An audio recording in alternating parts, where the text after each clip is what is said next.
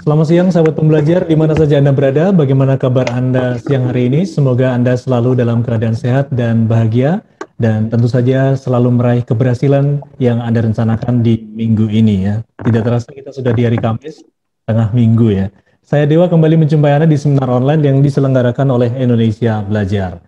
Untuk Anda yang belum mengenal Indonesia Belajar adalah sebuah media untuk belajar yang berisi motivasi, inspirasi, dan tentu saja pengetahuan dari para narasumber terbaik Indonesia.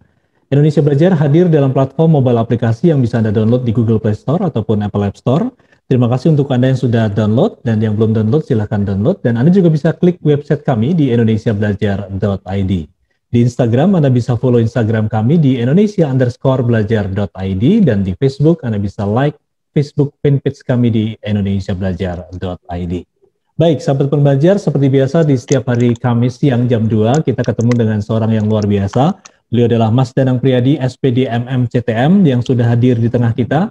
Beliau adalah storyteller, writer, dan author, dan Kepala Sekolah Tamrin Adventist Academy Pinang Ranti, Jakarta Timur. Dan untuk Anda yang belum follow Instagram Mas Danang, jangan sampai ketinggalan, Anda bisa langsung follow di @danang_priadi 27. Bukan 27, 27. Oke, selamat pagi Mas Danang. Semangat pagi, salam Danang, datang untuk menang. Oke. Kalau mendengar suara Mas Danang ini merinding dan jadi semangat gitu ya. Iya, ini dapat special guest tamu istimewa, jadi tambah semangat ini Mbak Ayu ya. Iya, dan sudah hadir juga ya Mas ya. Kita belajar banyak nanti dari profesional, editor senior ini ya.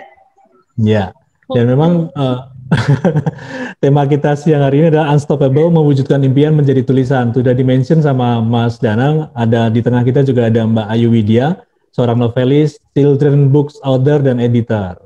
Dan kalau Anda belum follow Instagramnya, silakan di @myayuwidya. Selamat siang Mbak Ayu. Selamat siang Mas Dewa, selamat siang Pak Danang. Iya, oke.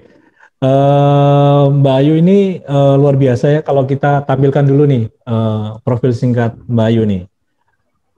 Nah, ya ini Mbak Ayu tadi saya kenalkan dengan kapasitas sebagai novelis, juga children books author dan editor ya. Nah ini Mbak Ayu adalah lulusan UI ya Mbak ya? Iya Mas. Nah komunikasi massa dan mungkin bisa di full screen. Biar kelihatan. Nah, ini dia. Lulusan cum laude Komunikasi Massa Universitas Indonesia dan pernah bekerja sebagai senior editor di PT Penerbit Erlangga. Dan tulisan-tulisannya luar biasa, sampai salah satu buku yang dipamerkan dalam Frankfurt Book Fair. Oh. Book Fair. Iya, Frankfurt Book Fair ya. Mas Danang juga ke sana kayaknya. Ya, seminggu lalu keliling ke Eropa sebulan, tapi Ayu waktu itu belum lahir, jadi ya saya sendirian. Jadi bukunya aja Pak yang kesana, orangnya yang belum. Nah, kalau slide berikutnya ini buku-buku Mbak Ayu ya, ada novel, banyak sekali Mermaid Melody. Ini Main Hati nih yang dibawa ke sana ya? Ya, yang dibawa ke sama Strawberry Cheesecake. Oke. Yang dibawa ke Frankfurt ya. Kemudian tadi juga ada karena children book outdoor dan editor. Ya, ini buku anak-anak luar biasa. Kemudian juga ada buku-buku yang sama Mas Danang. Ini buku saya ini nggak ada kalau nggak ada Ayu, ini kan yang membahasakan Ayu jadi ya. Nah ini turut membidani ya lahirnya bukunya Mas Danang ya. Ya, jadi saya terkenal karena Ayu. Kalau nggak ada Ayu mungkin saya nggak tahu dah tenggelam bersama virus-virus. Terus ada juga 3 novelisasi film. Jadi ini novel jadiin film gitu ya Mbak Ayu ya? Iya. Luar biasa. Film dulu Mas, film dulu, lalu kerjasama dengan penerbit, jadi saya yang menulis bukunya. Jadi launchingnya bareng, ada bukunya, ada filmnya. Ya, filmnya. Kebetulan ini yang 2, Hello Goodbye dan Lesakuk ini layar lebar, dan yang satu ini sinetron TV. Yang sarangnya I Love You. Ini waktu itu masih demam-demamnya Korea, sampai sekarang sih ya sebenarnya, ini waktu awal-awal. Jadi yang 2 ini settingnya Korea, dan Lesakuk ini lokal, bikinan lokal. Oke. Gitu. Falcon Pictures kalau nggak salah dulu ya, Falcon Pictures. Iya. Nanti bisa dijelaskan juga nih. Nanti saya bertanya juga nih bagaimana proses novelisasi nih dari naskah film atau jadi novel gitu ya. Menarik ini. Iya, iya, Oke, iya. ini luar biasa profil singkat dari Mbak Ayu, dan siang hari ini tentu kita tadi saya sudah sampaikan bahwa kita sudah tahu bahwa ini adalah temanya Unstoppable, mewujudkan impian menjadi tulisan. Ini gimana Mas Danang? Skenario-nya Mas Danang dulu kasih keynote speech atau pengantar gitu sebelum Mbak Ayu menyampaikan presentasinya. Halo Mas Danang. Ini saya bicara dulu ya. Ya. Jadi ini kayak dorong-mendorong gitu loh. Jadi Ayu waktu dulu pameran di Bentara Budaya di Kompas Jakarta, itu kalau ada waktu kosong itu dia itu kan ngoret-ngoret, lalu dibuang tempat sampah. Ya, saya penasaran orang cantik kayak gini apa sih yang ditulis gitu. Ternyata itu tulisannya luar biasa itu. Terus saya bilang, yuk kamu tulis aja novel. Misalnya dulu kamu kuliah digodain kakak kelas kamu, terus kamu tulis aja pengalaman itu kan seru. Makanya novel pertama itu CLBK bikin repot gitu ya. Cinta Lama Bersemi Kembali gitu bikin repot ya. Kalau saya pernah dengar ceritanya Ayu kan ya, dia punya cowok gitu cakep kok dia selingkuh, lalu Ayu jengkel, lalu ketemu cowok yang jelek aja, ternyata yang jelek juga selingkuh gitu kan. Ya udah, terus akhirnya ya dari cerita kan jadi seru gitu loh. Itu karangan saya, mungkin karangan Ayu beda, tapi saya ingatnya yang itu. Nah itu terus akhirnya Ayu sudah sampai nulis istilahnya 14 novel 9 buku anak. Lalu tahun 2017 itu Ayu nantangin saya, Pak lu banyak ngomong doang, mana tulisan kamu gitu kan. Wah, terus lu duduk diam. Jadi saya itu dimarah-marahin Ayu, ya saya nurut aja kan. Dalam hal ini kan saya nggak tahu, Ayu gurunya, saya kan muridnya harus nurut supaya bisa lulus kan. Udah diam, saya rekam, ngomong gitu loh. Udah satu cerita. Ya udah mulai dari pengalaman, karena pengalaman saya jualan, ya udah jualan gitu loh. Lalu Ayu itu merumuskan dengan bagus karena udah biasa menulis novel. Tadinya Ayu mau non fiksi, tapi ya nggak apa-apa gitu loh. Akhirnya ternyata nggak salah juga. Ayu juga kaget waktu saya bilang ini bukunya langsung diterima. Maksud sih Pak langsung diterima? Saya juga nggak tahu gitu loh. Terus yuk kita buat launching ya tanggal 14 Februari tadinya maunya gitu kan. Ternyata saat Valentine itu udah ada yang ngisi. Ya udah tanggal 25 Februari itu adalah hari gajian anak-anak. Jadi nanti bukunya bisa langsung laku gitu loh. Maksud sih kan biasanya prosesnya 3-6 bulan, enggak itu bisa, lalu akhirnya ya bisa. Ya terima kasih karena Ayu, lalu akhirnya ya itu buku itu terbit. Tapi luar biasa, baru 3 bulan yuk itu sudah langsung masuk top 10. Wah itu untuk Gramedia susah loh itu langsung top 10 itu. Lalu berikutnya sebulan berikutnya itu langsung masuk 3 besar. Wah, terus bulan berikutnya cetak ulang. Wah luar biasa. Terus akhirnya itu dalam 1,5 tahun itu buku yang pertama ini ya, ini bukunya Ayu sebetulnya, kalau nggak ada Ayu kan nggak muncul buku ini. 5 kali cetak ulang gitu loh. Wah, tapi sebelum itu terus nafsu kan saya susulin buku ini. Saya juga dimarahin Ayu lagi. Apa sih ini sama aja kayak kemarin. Biarin aja, nebeng laku mumpung ada namanya biar nggak berhenti. Lalu ya akhirnya karena udah punya nama ini ya, ini langsung cetak 3.000. Wah, jadi terus langsung berani cetak banyak. Jadi ini 10.000, lalu ini sudah 5.000. Jadi ini luar biasa. Sorry, yang kedua yang ini ya, yang hijau ya, yang hijau ini. Iya. Terus baru yang ini baru Agustus kemarin. Makanya Ayu pakai warna ini kan sama dengan warna bukunya ya. Itu cara bodoh hidup bahagia biar tambah bahagia. Jadi yang mau saya sampaikan bahwa kita itu mesti belajar dari siapa aja. Istilahnya kalau bahasa Jawa kebo nyusu gudel. Saya ini belajar dari anak muda seperti Ayu itu, saya nggak malu gitu loh. Sampai sekarang pun kalau saya nulis, sekarang ini yang akan muncul kan 7 kesalahan SIS dan solusinya. Saya sering dimarah-marahin Ayu. Apa ini maksudnya? Apa ada manfaatnya gitu loh. Tapi ya saya nurut aja, yang penting hasilnya bagus gitu loh. Ya, biar semangat gitu. Jadi ya, makanya sama Ayu saya disuruh nyari editor lain, saya nggak mau. Mending nggak muncul sekalian lah gitu loh. Terus kalau mau Ayu bisa hanya 2, 3, 5 tahun ya biarin aja lah sebisa kamu gitu loh. Saya sebenarnya ada masih 5 naskah ngantri, tapi ya saya pelan-pelan aja biar awet sebagai penulis gitu loh. Kalau cepat keluar nanti kehabisan kan malah nggak selesai. Jadi yang saya sampaikan ini terima kasih ya Ayu sudah hadir ya. Terima kasih juga Indonesia Belajar memfasilitasi ini ya. Ini akan muncul nanti di YouTube ya. Jadi ini bisa untuk banyak orang ya yuk ya. Jadi proses seperti itu. Jadi nggak semudah itu. Nah, apa yang disampaikan Ayu ke saya juga banyak orang sekarang menjadi penulis yuk.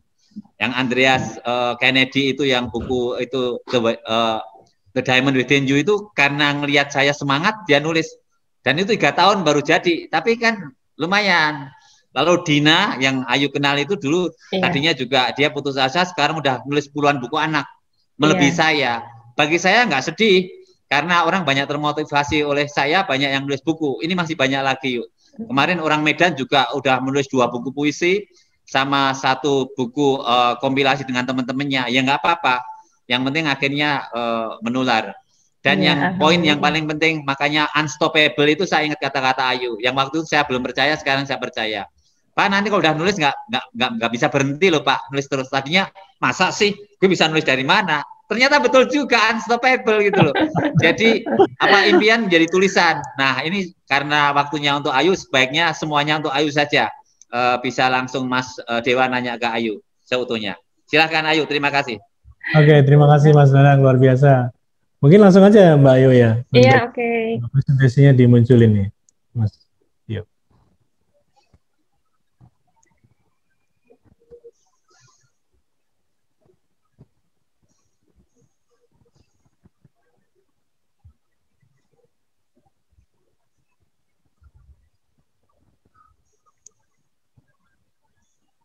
Oke. Oke, sambil berjalan ya Mas ya di full screen. Oke teman-teman, jadi temanya hari ini kita akan membicarakan tentang unstoppable. Bagaimana mewujudkan impian kita ini menjadi tulisan. Karena di sini saya akan berbicara mengenai banyak dari pengalaman aja ya sebagai penulis buku dan juga editor yang menjadi tempat curhat para penulis. Termasuk Pak Danang ini juga. Jadi apa sih hambatan-hambatan yang sering mereka keluhkan dan juga gimana solusinya gitu karena banyak yang punya hambatan kemudian mereka langsung mundur begitu saja gitu padahal di sini kita bisa menemukan solusinya gitu. Nah, yuk kita mulai slide berikutnya. Nah, ini sebelum kita ngomongin tentang hambatan apalagi cara mengatasinya ya, kita juga harus menggali dulu tentang diri kita sendiri ini.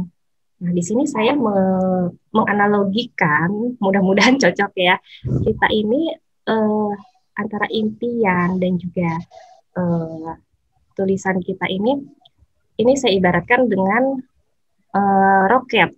Jadi roket yang akan menuju ke bintang. Nah, bintang itu adalah impian-impian atau tujuan kita, motivasi kita dalam menulis itu apa. Tentu di sini bermacam-macam ya teman-teman ya.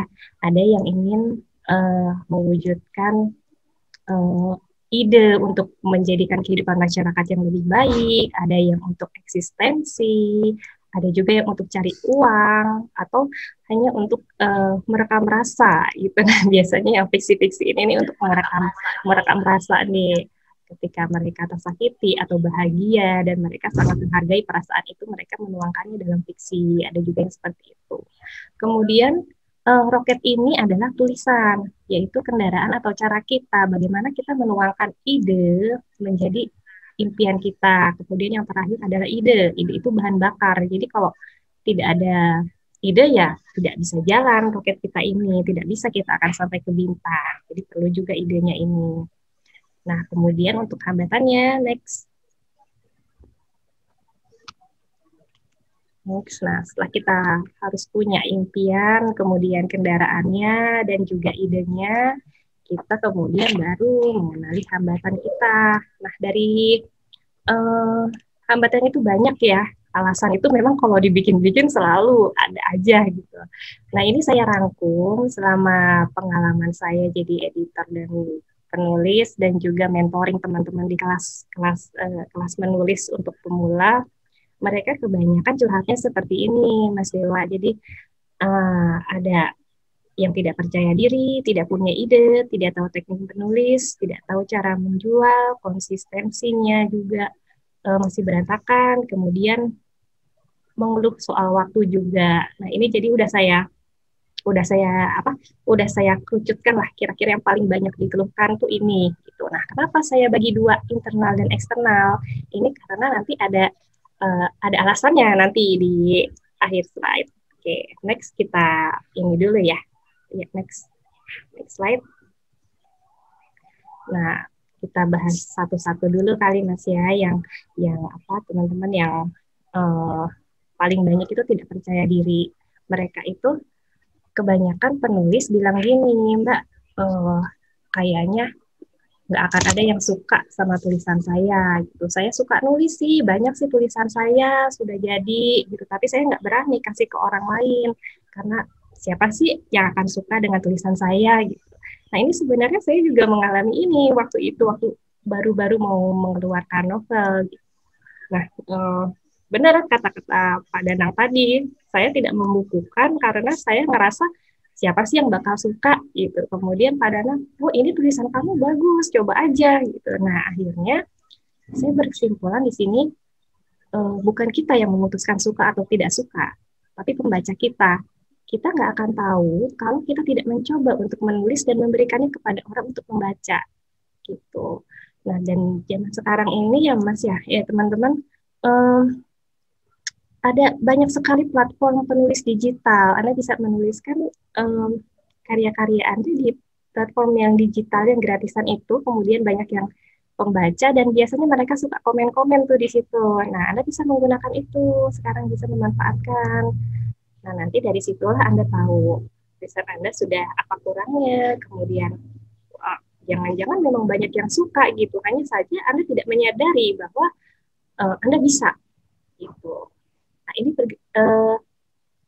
dengan poin yang selanjutnya juga ini berhubungan, mereka mengira bilang gini, Mbak Ayu tulisan saya jelek gitu, kayaknya jelek nih pasti gitu. Nah, ini juga terjadi juga sama saya waktu novel pertama saya itu gitu. Saya waktu itu sangat suka membaca fiksi ya, novel-novel. Saya membaca fiksi yang tulisan dari penulis-penulis yang keren, tulisannya bagus sekali gitu. Nah, suatu waktu saya mendapat membaca buku yang tulisannya tuh maaf jelek gitu menurut saya. Tulisannya belepotan, banyak typonya, kemudian idenya juga pasaran gitu. Nah, pada saat itu saya pikir tulisan jelek seperti ini bisa diterbitkan, berarti tulisan saya yang sama jeleknya mungkin bisa juga kali ya gitu. Nah, dari situlah saya menemukan keberanian bahwa ayo deh coba dikirim ke penerbit gitu. Dan jadi sekarang kita bisa nyari ya buku dengan rating-rating rendah di Goodreads itu, terus kita coba baca. Gitu. Tapi memang ini saya nulis saran seperti ini, tapi sebenarnya saya nggak recommended karena bagaimanapun kalau kita membandingkan diri kita dengan orang lain itu memang ada efeknya. Kalau kita lebih baik, kita bisa menjadi sombong, dan kalau kita lebih jelek, kita jadi minder gitu. Jadi ketika kita menggunakan tips ini, ya kita harus bisa mengerem diri kita sendiri supaya nggak terjerumus ke dalam kesombongan seperti itu. Jadi ini untuk memotivasi saya pada saat itu. Kemudian poin yang kedua adalah mempelajari buku dengan tulisan yang bagus. Nah, di sini kalau kita untuk menulis fiksi terutama ya itu kita baca buku-buku yang memang bagus, dari ratingnya sudah bagus, dari bestseller. Terus kalau saya sih suka meng-highlight. Jadi kalau misalkan untuk deskripsi gitu, untuk menulis deskripsi saya suka membaca bukunya yang Langit Kresna Haryadi itu, mungkin Mas Danang tahu ya, yang seri Gajah Mada terbitan Gramedia itu. Nah, itu deskripsinya bagus sekali. Jadi kalau saya baca buku itu, saya akan meng-highlight deskripsinya. Kemudian kalau untuk belajar kosakata, saya baca bukunya Albertin Endah karena dia kosakatanya sangat kaya sekali. Kemudian untuk belajar cara menulis karakter, saya baca bukunya Sophie Kinsella gitu. Jadi kalau penulis itu memang harus banyak membaca, banyak referensi, harus ada yang ditiru gitu. Ditiru untuk dikembangkan sendiri, bukan dijiplak plak seperti itu, enggak. Jadi kita harus cari role model yang sesuai dengan Anda, dengan selera Anda. Tentu tidak sama dengan saya, pasti berbeda. Kemudian nanti dari situ nanti Anda bisa menemukan poin yang terakhir ini, menemukan gaya tulis yang ternyaman untuk Anda. Ternyaman itu gimana? Nyaman itu ketika Anda menulis, Anda nggak capek. Ketika Anda baca lagi, enak dibacanya. Nah, itu berarti Anda sudah menemukan tulisan yang nyaman untuk Anda sendiri. Oke, next. Nah, ini nih.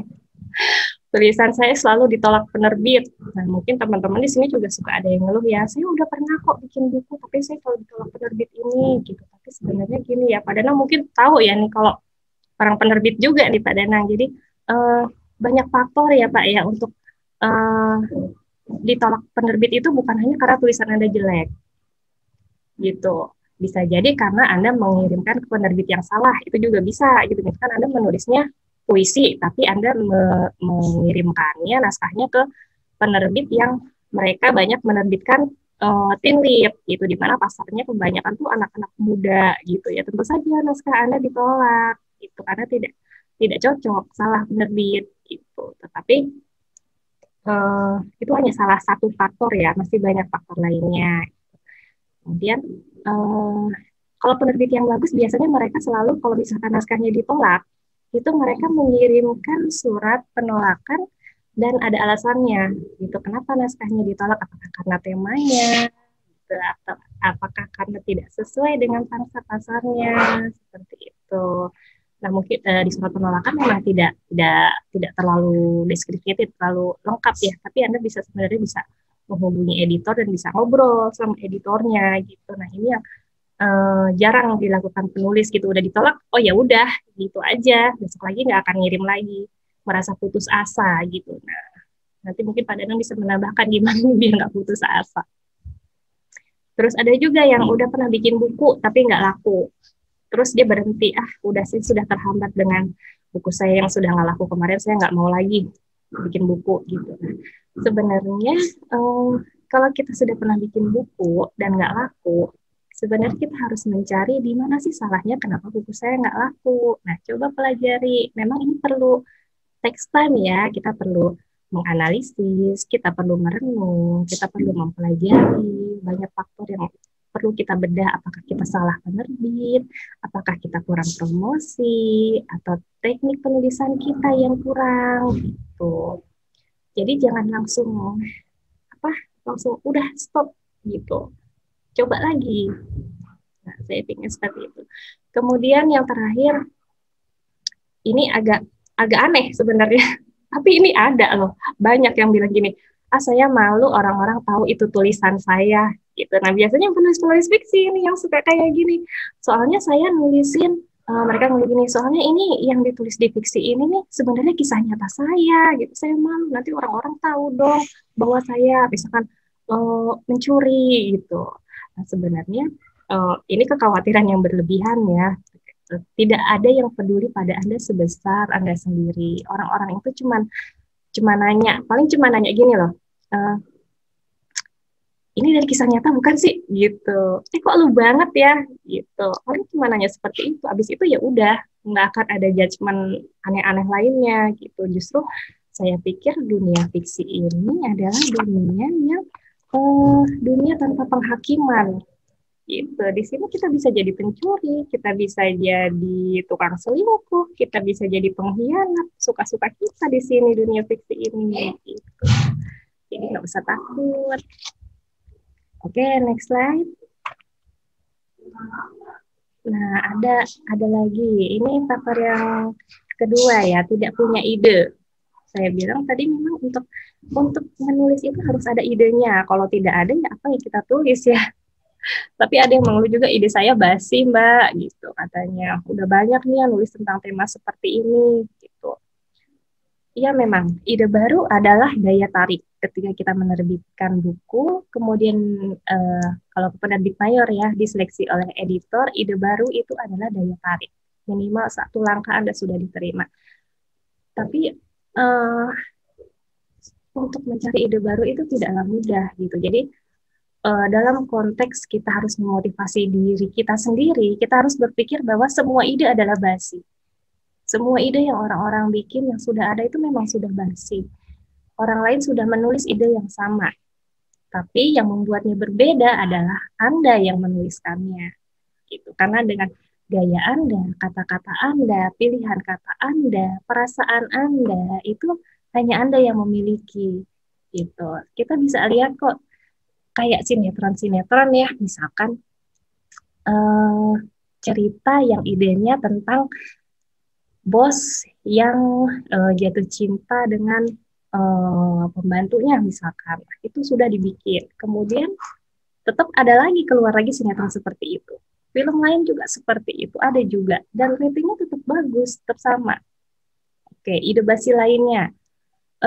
Romeo and Juliet. Nah, itu udah lama banget dan sampai sekarang itu masih terus diolah ide tentang dua keluarga yang bermusuhan kemudian anaknya jatuh cinta itu sampai sekarang itu masih terus ditulis gitu. Jadi Anda tidak perlu takut kalau misalkan ide Anda sama dengan orang lain karena nanti pada prakteknya itu pasti ada yang berbeda. Karena kita harus ingat bahwa proses kreatif adalah proses memodifikasi dari apa yang sudah ada. Berbeda dengan inovasi. Kalau inovasi memang menciptakan, tapi kalau menulis itu adalah proses kreatif. Jadi kita memodifikasi apa yang sudah ada. Gitu. Jadi jangan terbebani dengan ide saya yang basi itu. Oke, next slide. Nah, yang bingung ini, saya suka bingung ya kalau orang bilang gini, Mbak saya mau bikin buku tapi saya nggak ada ide. Nah, itu yang bikin bingung sebenarnya. Nanti dulu ya, saya nunggu inspirasi dulu. Nah, itu kalau penulis udah ngomong gitu, saya udah bingung sendiri juga. Kalau menunggu inspirasi itu bagai penantian tanpa akhir, susah menunggu inspirasi itu. Jadi kalau menurut saya, ide itu ibarat ikan di kolam. Anda harus memancingnya, nggak bisa ditunggu kemudian dia lompat sendiri ke pelukan Anda, nggak bisa, lama. Jadi Anda harus memancingnya. Nah, lakukan cara mencari inspirasi atau mencari ide. Kalau saya ya, mungkin teman-teman berbeda. Kalau saya lakukan hal yang paling membuat saya bahagia. Misalkan saya nonton drama Korea. Nah, dari situ suka keluar tuh ide-ide, oh iya ceritanya bisa begini ya, oh iya ceritanya bisa begini. Atau jalan-jalan dengan suasana hati yang baik, kita memikirkan sesuatu, memikirkan konsep itu biasanya ada. Dan juga ada lagi nih cara yang agak sedih sih, mengingat apa yang membuat Anda sedih. Nah, ini saya suka efektif juga buat saya. Jadi memang bahkan ada quotes yang bilang kalau tugas seorang penulis itu adalah mengingat setiap luka. Nah, itu dia yang agak sedih ya tugas dari penulis itu. Tapi memang dari luka itu kita bisa belajar sesuatu, kemudian dari rasa luka itu kita bisa membuat sesuatu, mengekspresikan sesuatu itu, apalagi kalau untuk novel ya bagian sedih-sedihnya itu bisa biasanya langsung dapat kata-katanya langsung bagus gitu. Oke, terus ada juga yang terakhir nih, banyak ide, Mbak saya banyak ide, tapi ketika mau ditulis hilang, jadi ya udah saya nggak bikin buku deh, sampai sekarang nggak jadi gitu. Nah itu dia. Iya, caranya ya tinggal dicatat. Jadi jangan percaya sama ingatan Anda. Kadang-kadang kita punya ide, oh iya, di tengah jalan kita ngelihat nenek-nenek, kemudian kita jadi terinspirasi untuk membuat cerita tentang nenek-nenek gitu. Tapi nanti ketika di rumah kita bakalan lupa tuh apa ya tadi ya gitu. Nah, makanya itu memang harus dicatat gitu. Nggak bisa kita ingat-ingat. Saya pun sendiri sering begitu. Kalau saya nggak catat pasti hilang gitu. Jadi biasanya kalau penulis itu suka di handphonenya itu pasti punya aplikasi notes yang dia akan mencatat segala macam yang dia temukan gitu. Nanti kalau saya sih punya di rumah ada satu buku itu isinya itu sudah saya kategorikan ide tentang karakter, ide tentang jalan cerita, kemudian ide tentang judul itu ada itu itu jadi seperti kitab sejarah yang penting sekali nggak boleh hilang. kayak bank ide lah gitu. Jadi teman-teman juga harus punya itu kalau memang mau menulis. Oke, next. Tidak tahu teknik menulis. Nah, ini juga banyak kemarin yang ngomong seperti ini. Mbak, saya mau nulis tapi tulisan saya berantakan karena saya nggak tahu gimana cara ganti paragraf, tanda baca yang benar, kenapa saya mengulang kata-kata, terus jumlah halaman seharusnya berapa sih, kemudian cara buat outline itu gimana sih gitu. Nah, kalau mau belajar seperti ini ya dalam konteks penulis sebenarnya sih cara cepatnya tinggal baca buku aja dan perhatikan penulisannya kayak yang tadi. Jadi memang jadi penulis itu harus banyak membaca. Jadi menulis dan membaca itu seperti cara kerja teko. Kayak teko itu kalau membaca itu seperti menuangkan air ke dalam teko. Menulis itu seperti menuangkan keluar dari teko. Jadi ketika teko itu tidak diisi dengan membaca, maka kita tidak bisa menuangkan kata-kata, tidak bisa menulis gitu. Jadi menulis dan membaca itu satu kesatuan gitu. Saya pun ketika mencari co-writer, maksudnya orang yang ingin dituliskan bukunya kepada saya biasanya mencari dulu nih dia suka baca atau enggak, karena kalau dia tidak suka membaca itu saya akan lebih banyak bekerja keras untuk menerangkan aspek teknisnya di dalam menulis itu gitu. Jadi kalau dia bisa suka membaca itu saya lebih gampang untuk menuliskan apa ide-idenya dia. Kemudian kalau untuk masalah teknis ini sih sebenarnya bisa dipelajari ya, banyak kelas penulis Indonesia sih rata-rata yang saya tahu sih mereka sangat open ya, sangat senang kalau misalkan disuruh sharing tentang penulisan gitu. Nggak bayar pun nggak apa-apa gitu. Banyak yang nggak matre kok penulis Indonesia ini baik-baik semua. Alhamdulillah gitu. Banyak juga yang buka kelas-kelas menulis, sharing-sharing gitu sudah banyak sekali teman-teman. Kalau mau cari tinggal searching aja di Google, banyak dari penulis-penulis yang sudah banyak mengeluarkan buku juga kayak gitu. Atau nah ini ada lagi, Anda tidak tahu cara menulis ya tinggal cari orang yang bisa diajak untuk nulis bareng seperti Pak Danang ini. Pak Danang bisa ngomong, tapi untuk menuliskan jadi kata-kata itu agak sulit, jadi aneh gitu. Nah, dia kemudian mengajak saya untuk nulis bersama atau co-writing. Jadi Pak Danang yang mengeluarkan idenya, menulis dengan bahasa dia. Saya tugasnya membuat tulisan itu supaya jadi enak untuk dibaca sama orang banyak gitu. Jadi Pak Danang bagian ngomong, saya bagian nulis gitu. Nah, itu juga cara itu bisa Anda gunakan. Kemudian satu lagi yang suka dikeluhkan, tapi sebenarnya bukan nggak dikeluhkan ya. Tulisan saya banyak typo, banyak salahnya gitu. Nah, itu kan sebenarnya bukan urusan penulis, itu urusannya editor. Nanti ketika Anda mengirimkan naskah ke penerbit, itu nanti editor yang akan menangani itu. Jadi tenang aja. Next. Nah, saya tidak tahu cara jualnya gitu. Ada juga yang bilang gini, saya sudah punya bukunya, tapi jualnya gimana? Saya nggak ngerti. Jadi ya udah deh, bukunya diem aja tuh di rumah. Gitu. Nah, itu ya Anda serahkan saja ke penerbit. Nanti mereka yang tangani dari promosi sampai ke toko bukunya gimana.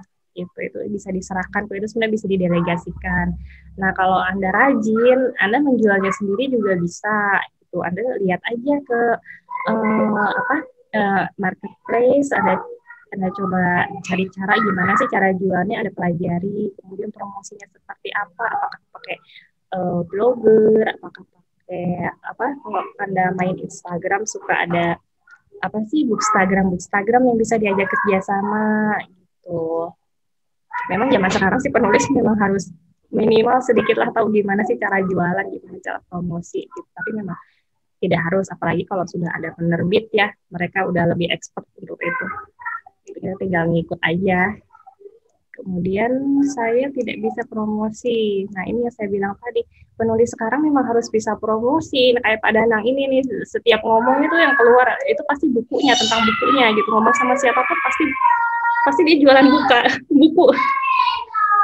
Memang harus seperti itu. Nah, itu yang saya juga sebenarnya nggak bisa ya. Itu jagoannya Pak Danang itu. Mungkin ada satu sesi sendiri itu. Nah, ini kita bisa stalking nih, gimana cara penulis lain melakukannya. Nah, sekarang kalau misalkan Anda punya uang pun Anda bisa loh bayar digital marketing gitu. Digital marketing mereka yang akan ngurus penjualan Anda gitu. Anda nggak usah ngurusin penjualan gitu. Nah, ini kebetulan ada Pak Danang, bisa nih dikorek-korek gimana Pak caranya untuk promosi gitu. Oke, next.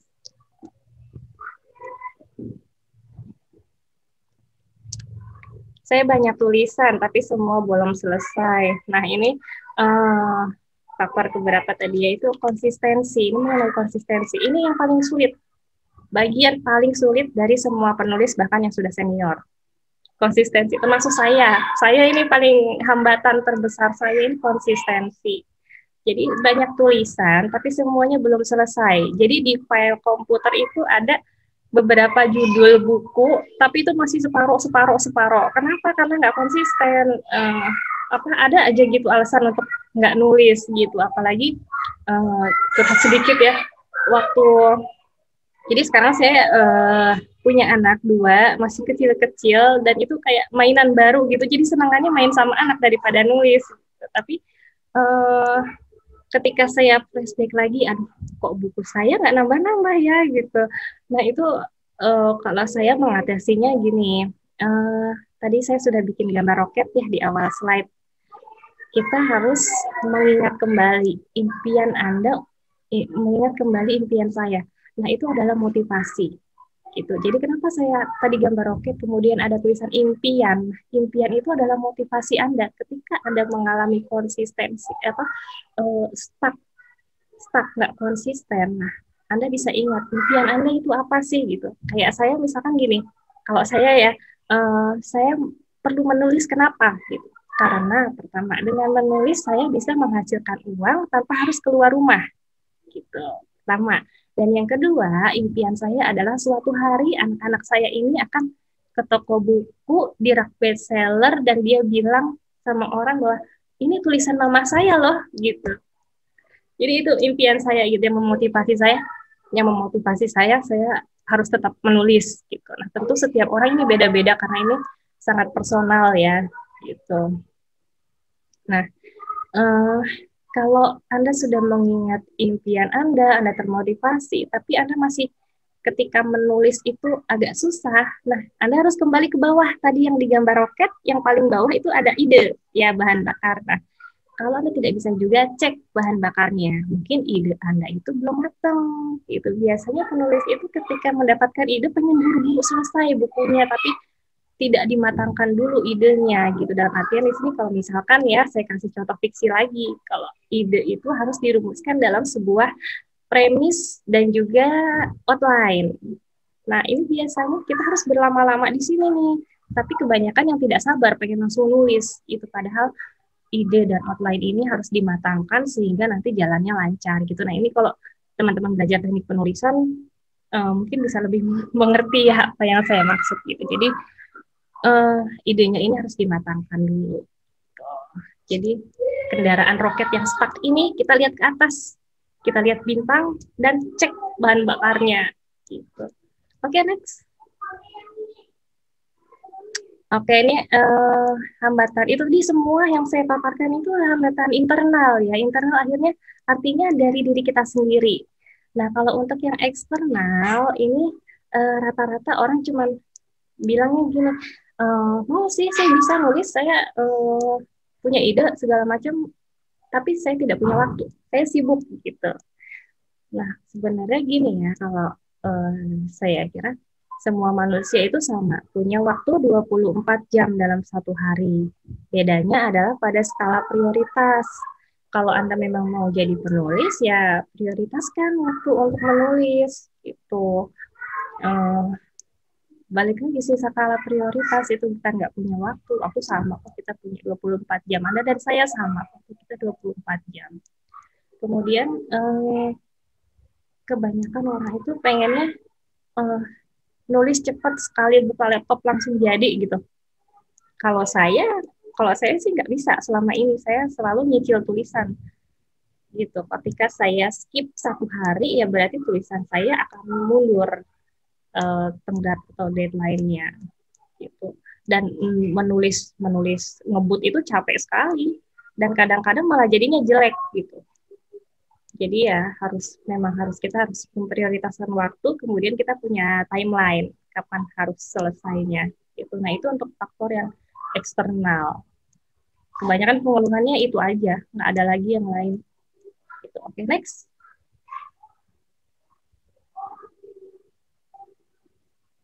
Oke, jadi kesimpulannya teman-teman, kebanyakan hambatan yang dikeluhkan ini berasal dari faktor internal. Jadi penghambat sebenarnya adalah diri Anda sendiri. Itulah kesimpulannya teman-teman. Oke, jadi karena hambatan ini menurut saya dari kita sendiri, jadi ya kita sendiri yang harusnya mengatasi ini, dan kebanyakan ya memang bisa diatasi kalau kita mau. Dan tentu saja jangan lupa sebesar apapun hambatan kita, sebanyak apapun kekurangan kita, yang harus kita ingat, kita harus tetap minta sama Allah Subhanahu wa Ta'ala, seperti itu. Oke, saya kira itu aja, Mas Dewa, Pak Danang.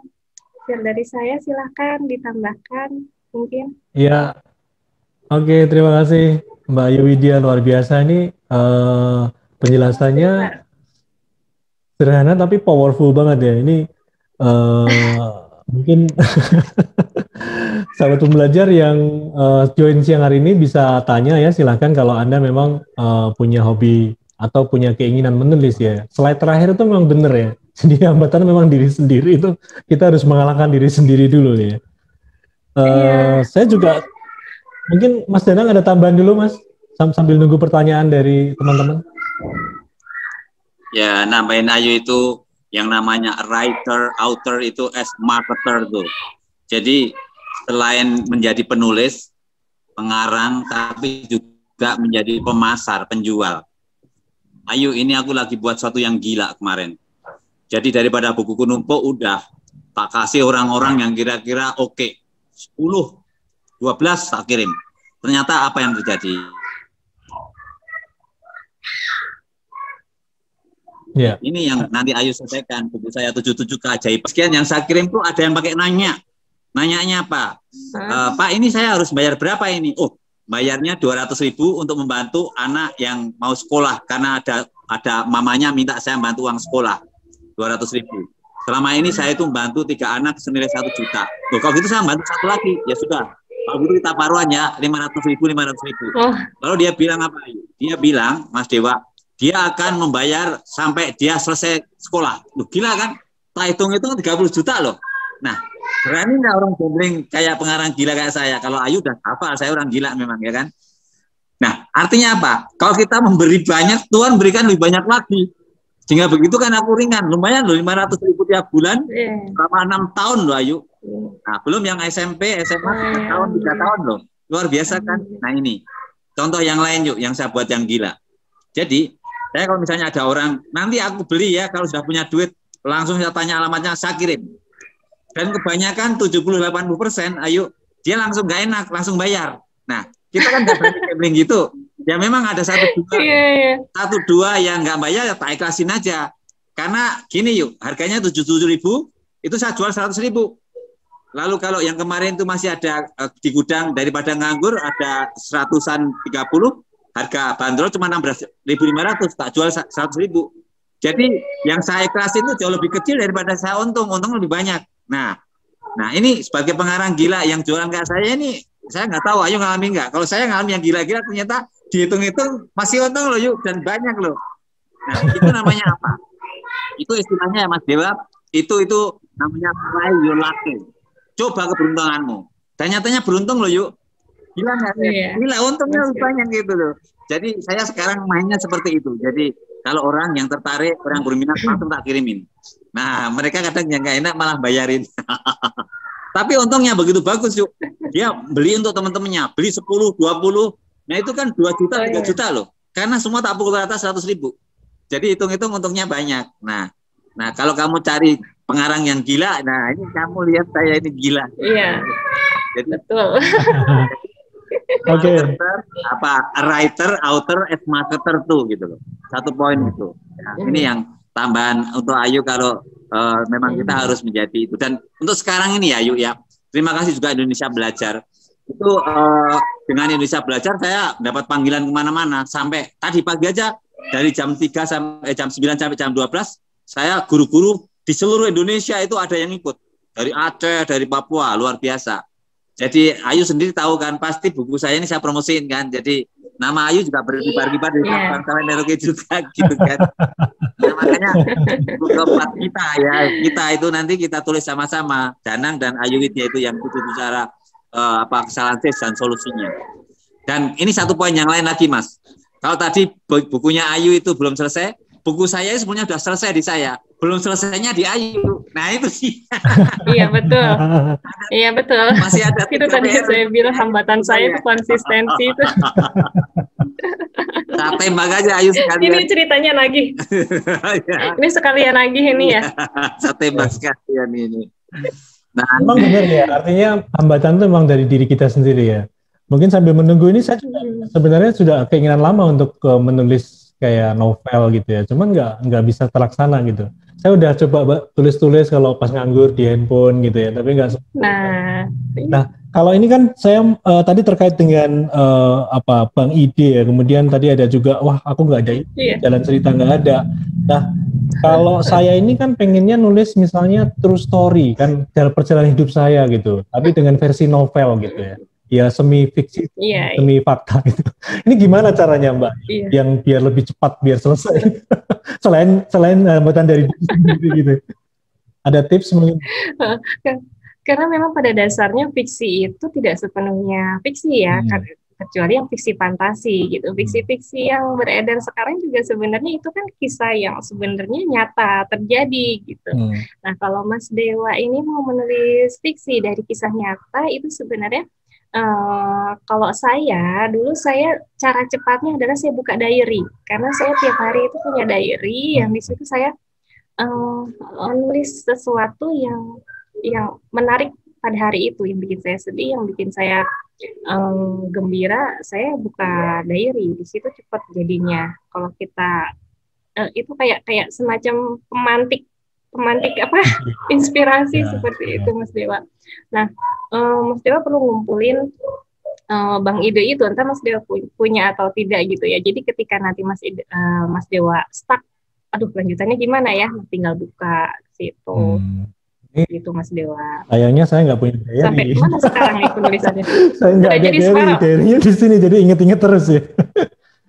Nah itu dia kadang-kadang kesalahan kita seperti itu, sama saya juga gitu, nanti saya ingat kok ceritanya ini, tapi pada kenyataannya pas kita buka laptop itu hilang semua. Itu yang bikin sebel ya. Mas Dewa, ini buku saya 77 cara bodoh hidup bahagia ini sebetulnya ini biografi, tapi ditulis dengan cara lain, dan ini nggak berasa karena visi misi hidup saya adalah mencintai Tuhan lewat melayani sesama, mencintai Tuhan lewat mencintai sama, melayani Tuhan lewat melayani sama. Hidup saya itu sebenarnya mencari kebahagiaan. Di mana itu? Ternyata intinya itu dalam rasa bersyukur apa yang kita punya, lalu berserah pada Tuhan. Itu sebenarnya biografi nih. Dengan orang baca ini sebenarnya tahu siapa saya, dan itu dibahasakan dengan mudah oleh Ayu. Terima kasih sekali lagi dan terus sama Ayu. Terus semangat. Sama-sama. Semangat Mas Dewa bukunya. Siap. Nanti aku bisa konsultasi juga nih sama Mas Dewa sama Mbak Ayu. Oke, ada yang bertanya? Kayaknya belum ada yang ini nih, belum ada yang nulis ini. Mungkin ada tambahan sebelum kita tutup. Ya, yang disampaikan Ayu. Ayu tadi orangnya memang rendah hati. Jadi dia disampaikan, kalau nanti anaknya lihat buku di toko buku itu laris bestseller, senang. Atau jauh lebih dari itu, yang namanya Sukanta Dewi Sabana menyampaikan, kamu boleh sehebat apapun, tapi kalau kamu belum menulis buku, kamu akan hilang dari sejarah. Jadi buku ini sebetulnya kita dengan buku ini mengukir jejak, ya, tak ada. Tapati Djoko Damono juga menyampaikan almarhum itu. Saya menulis ini untuk supaya otot-otot otak saya ini nggak nggak lemah. Ya, nama saya, hidup saya boleh hilang, tetapi buku saya abadi. Bin Abi Thalib juga menyampaikan seperti itu. Buatlah sesuatu yang bisa membawa sampai akhirat nanti, yaitu apa? Buku. Jadi Ayu itu punya rendah hati, padahal banyak di balik itu makna yang luar biasa. Itulah Mas Dewa tambahan untuk Ayu. Oke, baik, terima kasih Mas Danang. Baik, Mbak Ayu mungkin ada closing statement untuk tema kita siang hari ini, Mbak Ayu. Biar kita bisa meniru Mbak Ayu dan Mas Danang ini menjadi penulis-penulis handal. Closing statement apa ya? Gini, jadi teman-teman yang mau menulis, yang merasa memiliki hambatan menulis, saya pun pernah berada pada posisi teman-teman semua, merasa banyak sekali hambatan. Bahkan pada sampai saat ini selalu ada saja hambatan. Selama kita masih hidup, selama kita masih punya tujuan, hambatan itu kayaknya selalu ada aja. Tapi jangan putus asa, jangan patah semangat, terus berusaha dan jangan lupa berdoa. Karena ya itu tadi, kita bisa berusaha, tetapi tetap yang menentukan adalah Allah Subhanahu Wa Taala. Jadi kita jangan lupa meminta kepadanya, gitu. Karena dia yang memiliki segalanya, gitu. Jadi kita jangan merasa, aduh hambatan saya terlalu besar, saya kayaknya nggak bisa nih, gitu. Karena kita masih tetap bisa meminta. Kita punya Allah, gitu. Ke situ Mas ujungnya. Oke, luar biasa Mbak Ayu. Mas Danang ada closing statement? Ukir jejakmu dengan buku, ya. Nambahin menyempurnakan Ayu, do the best and may God do the rest. Artinya kalau kita merasa belum mampu, Tuhan yang akan menyempurnakan. Kita ukir jejak dengan buku dan kita lakukan yang terbaik, biarlah Tuhan yang menyempurnakan. Terima kasih Ayu, terima kasih Mas Dewa dan teman-teman semua. Oke, baik. Terima kasih Mas Danang, terima kasih Mbak Ayu Widya, waktunya sharing luar biasa siang hari ini, sangat bermanfaat untuk kita semua. Terima kasih untuk teman-teman sahabat pembelajar yang sudah join pada siang hari ini. Kita ketemu lagi minggu depan. Salam sukses luar biasa, stay healthy.